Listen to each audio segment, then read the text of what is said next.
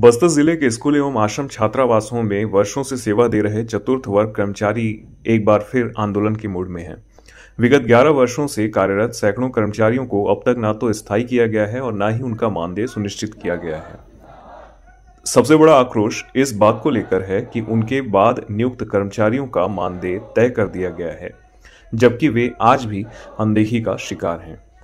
बीते महीनों में कर्मचारियों ने रायपुर तक पदयात्रा की शुरुआत की थी, जिस पर तत्काल आदिवासी विभाग सहायक आयुक्त ने 1 माह के भीतर मांगे पूरी करने का आश्वासन दिया था।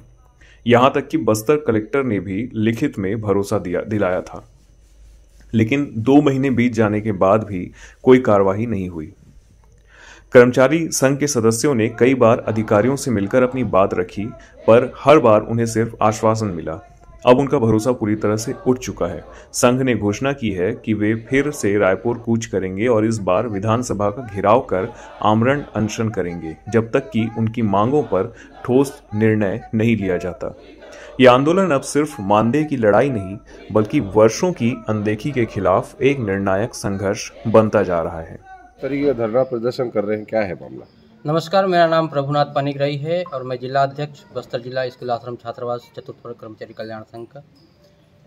2014 में आदिम जाति कल्याण विभाग में 5वीं अनुसूची के तहत एक सीधी भर्ती हुई थी, विशेष भर्ती अभियान में, जिसमें हम 186 पूर्णकालिक कर्मचारियों का भी चयन हुआ था और 10 वर्ष हमारी सेवा की पूर्ण हो चुकी है।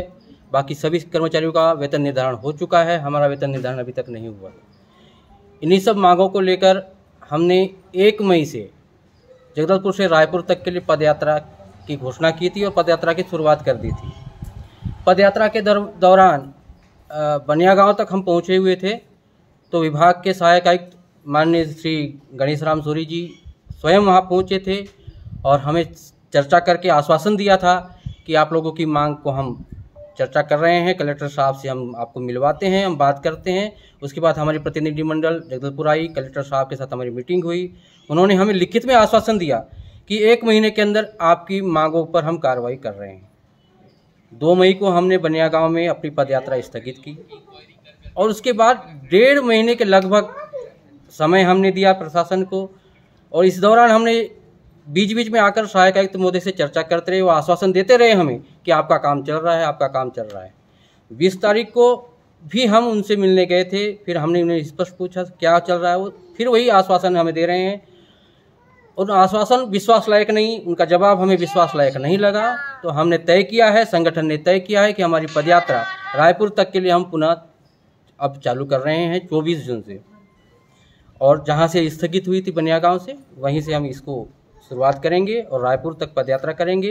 पहले हम माननीय मुख्यमंत्री जी के विधानसभा का निवास का घेराव करना चाह रहे थे, क्योंकि अभी विधानसभा सत्र चालू होगा, तो हमने वो कार्यक्रम थोड़ा फेरबदल करते हुए अब विधानसभा भवन का घेराव करेंगे।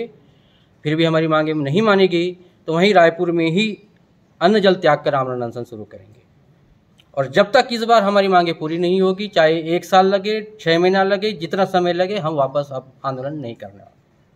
आप जी इस दौरान जी हमारे यदि हम हड़ताल में जाते हैं तो हमारी अनुपस्थिति में संस्था के कार्य बाधित जरूर होंगे, साफ सफाई का पूरा काम बाधित होगा। साथ में हमारे सभी कर्मचारी जो भोजन व्यवस्था में हैं, ऑफिस व्यवस्था में हैं, कई जगह हमारे कर्मचारी हैं, एक जगह तो है नहीं, आश्रम छात्रावास कार्यालय भी संभालते हैं, तो सारी व्यवस्था में तो दिक्कतें आएंगी।